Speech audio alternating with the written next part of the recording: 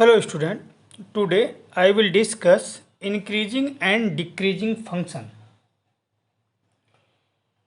In this session, we shall study about the increasing and decreasing function with the help of differentiation. First of all, increasing function and decreasing function होते क्या हैं, हम graph के माध्यम से आपको समझाते हैं, फिर डिफिनीशन लिखवाते हैं। मान लीजिए y equal to x plus 3 एक लाइन है, तो इसका ग्राफ क्या बनेगा, इस तरह ये एक्स एक्सिस और ये y axis. X equal to 3 पे इसका स्लोप 1 है तो 45 डिग्री होगा, slope 1। Y equal to m x plus c से एम एक्स प्लस सी कितना होगा, यहाँ से एम की वैल्यू 1 हो गई तो स्लोप हमारा 1, स्लोप 1 का मतलब 10 45 डिग्री का एंगल बनाएगा और इसका इंटरसेप्ट कितना है 3, तो 1 2 3 ये हमारा मतलब हमारी लाइन 10 45 कुछ ऐसे जाएगी। ये हो गया y equal to x plus 3। दूसरा फंक्शन लेते हैं y equal to x plus minus x plus 3, तो हमारा ग्राफ कैसे बनेगा ये देखते हैं। ये एक्स एक्सिस हो गया, ये वाई एक्सिस।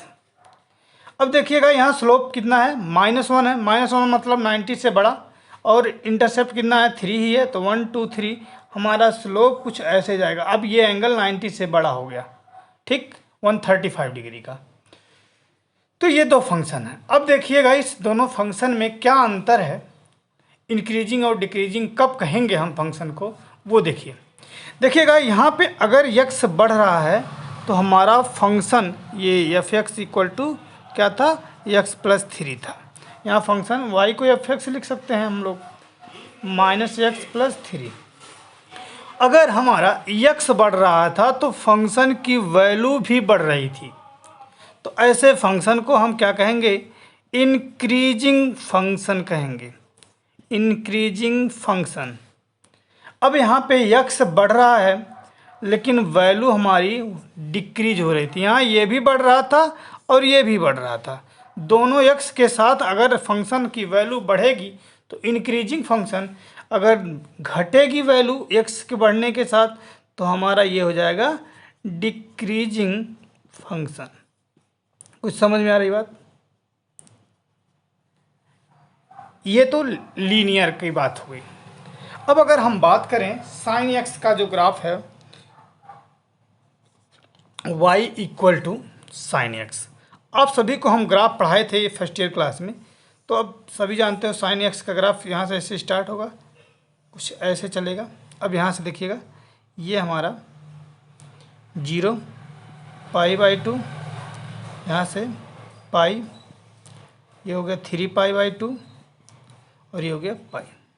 अब देखिएगा यहाँ से यहाँ तक π/2 तक फंक्शन क्या हो रहा है, इंक्रीज कर रहा है, x बढ़ रहा है तो फंक्शन इंक्रीज हो, लेकिन π/2 से यहाँ तक आपका फंक्शन डिक्रीज हो रहा है, यहाँ से यहाँ तक फंक्शन डिक्रीज हो रहा है, फिर ये फंक्शन इंक्रीज हो रहा है। तो आपने देखा कि अगर फंक्शन है वो एक पर्टिकुलर इंटरवल में इंक्रीज होगा और पर्टिकुलर इंटरवल में डिक्रीज होगा। तो जब इस तरह के फंक्शन आएंगे तो इंक्रीज भी होंगे डिक्रीज भी होंगे, लेकिन एक पर्टिकुलर इंटरवल में, ठीक है। अब आपको डिफिनीशन के थोड़ा सा लिखवा दें, फिर इसके ग्राफ के मदद से समझाएंगे कि कैसे हम इसको सॉल्व करेंगे। देखिएगा अगर हम 0 से π/2 पे देखें तो यहाँ पे फंक्शन इंक्रीज कर रहा है, फिर π/2 से पाई पे देखें तो फंक्शन डिक्रीज कर रहा है, फिर पाई से 3 π/2 पे देखें तो डिक्रीज कर रहा है, फिर 3 π/2 से पाई पे देखें तो फंक्शन इंक्रीज कर रहा है।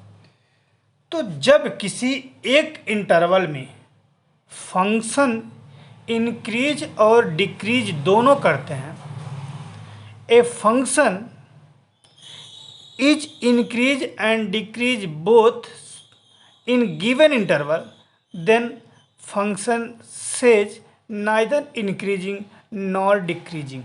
कहने का मतलब अगर हम 0 to पाई एक इंटरवल लेते हैं और इस पर पूछें y equal to sine x, ये आपका इंक्रीजिंग फंक्शन है या डिक्रीजिंग फंक्शन, तो हम लिखेंगे y neither increasing nor decreasing, because देखिएगा इसी इंटरवल में 0 से पाई के बीच में फंक्शन एक बार इंक्रीज किया फिर ये डिक्रीज किया। ठीक, तो अब क्या होगा डिफिनीशन, तो लिख लीजिएगा a function f is called increasing function in interval ab if interval क्या है, ए बी है, if a greater than b that implies function of a greater or equal to f of b। क्या कह रहा है इसका मतलब, देखिएगा अगर a b से बड़ा है तो उसके रिस्पेक्ट में यह फंक्शन यहाँ लिख देते हैं f ऑफ x फंक्शन। अगर हम इसमें वैल्यू पुट करें a और b तो एफ ए बड़ा हो बी एफ बी से या बराबर हो तो हम कहेंगे फंक्शन इंक्रीजिंग होगा। अगर स्ट्रिक्टली इंक्रीजिंग की बात करें तो ये केवल बड़ा होगा। लेकिन ये तो हमारे पास ग्राफ था, साइन एक्स का ग्राफ आप लोग को याद भी होगा, तो हम बना लिए। लेकिन और सब जैसे एक और फंक्शन लेते हैं, उसका ग्राफ अगर हमको नहीं आएगा तो हम कैसे बनाएंगे और कैसे पता करेंगे। जैसे एक एग्जांपल लेते हैं, f x equal to x plus 3 x plus 1 whole cube into x minus 3 whole cube, ये एक्स माइनस 3 होल क्यूब ये है। अब इस फंक्शन का तो हमको ग्राफ आता नहीं है, तो हम क्या करेंगे, तो आपको ज़रा ध्यान दीजिएगा। हम ग्राफ पे फिर से आते हैं साइन के, उसमें कुछ समझाते हैं आपको। ये हमारा साइन का ग्राफ है, ये पाई बाई 2, ये पाई, ये 0, 3 पाई बाई 2, 2 पाई। अब कब फंक्शन है, थोड़ा सा हम लोग देखते हैं क्या हो रहा है। एक्चुअली हम अगर ग्राफ बनाएं तो 0 से पाई बाई 2 पे तो कुछ ग्राफ ऐसे बन रहा है, ये 0 हो गया, ये आपका पाई बाई 2। अब इस ग्राफ के किसी एक पॉइंट पे हम टेंजेंट ड्रा करें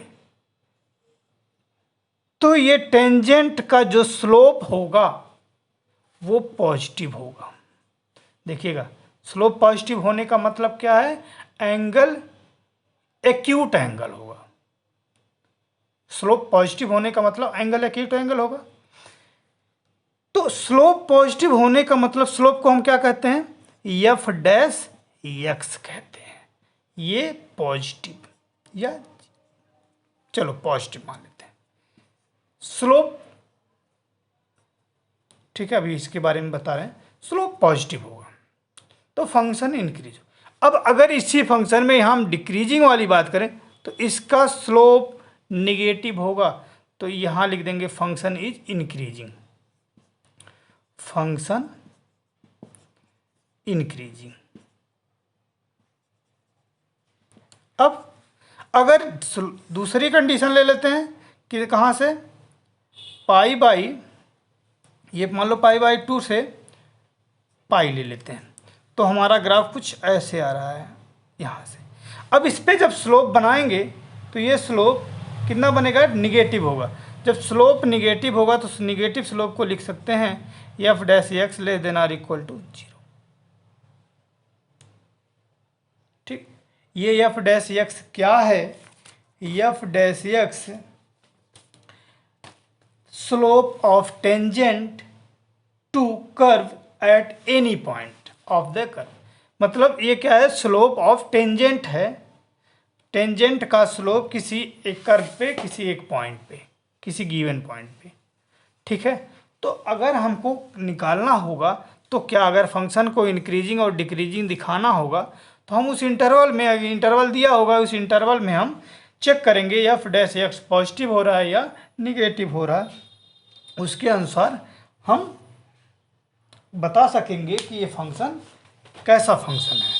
तो 4-5 कंडीशन हैं, ग्राफ के माध्यम से उसको समझिए, फिर हम उसको लिखवाते हैं। पहला कंडीशन क्या है देखिएगा, ये हमारा कुछ यूँ गया, फिर यूँ गया और यूँ गया, ये ए हो गया और ये पॉइंट बी हो गया। दूसरा है यहाँ से ऐसे गया ग्राफ, ये ए हो गया, ये बी हो गया। तीसरा है यहाँ से आया, फिर यहाँ आया, फिर ये ए हो गया, ये बी हो गया। और चौथा है आपका ऐसे, ठीक, ये हो गया, ये बी हो। और पांचवी कंडीशन है इस तरह की। अब ज़रा ध्यान से देखिएगा, इसमें क्या हो रहा है, फंक्शन इंक्रीज कर रहा है, फिर फंक्शन कांस्टेंट हो रहा है, फिर इंक्रीज कर रहा है। तो ऐसे फंक्शन को हम इंक्रीजिंग फंक्शन कहेंगे। कैसा? Increasing function. इंक्रीजिंग फंक्शन के लिए क्या निकालना होगा, F dash x equal greater than और इक्वल टू 0, ये दिखाना होगा। अब स्ट्रिक्टली इंक्रीजिंग के लिए क्या इस्तेमाल किया जाता है, STRICTLY, स्ट्रिक्टली इंक्रीजिंग के लिए। देखिएगा इस पे हम स्लोप कहीं कांस्टेंट नहीं हो रहा।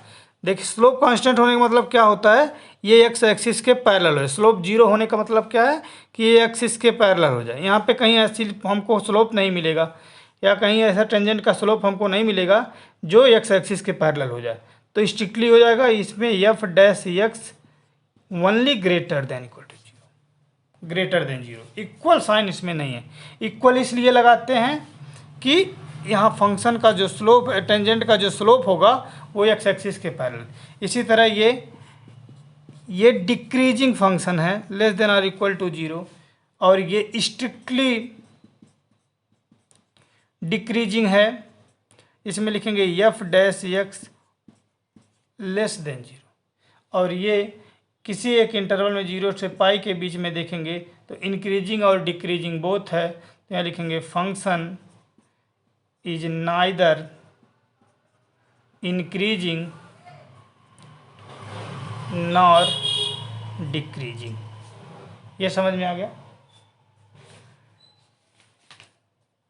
इसके आगे हम अगली वीडियो में बताएंगे। Thank you class.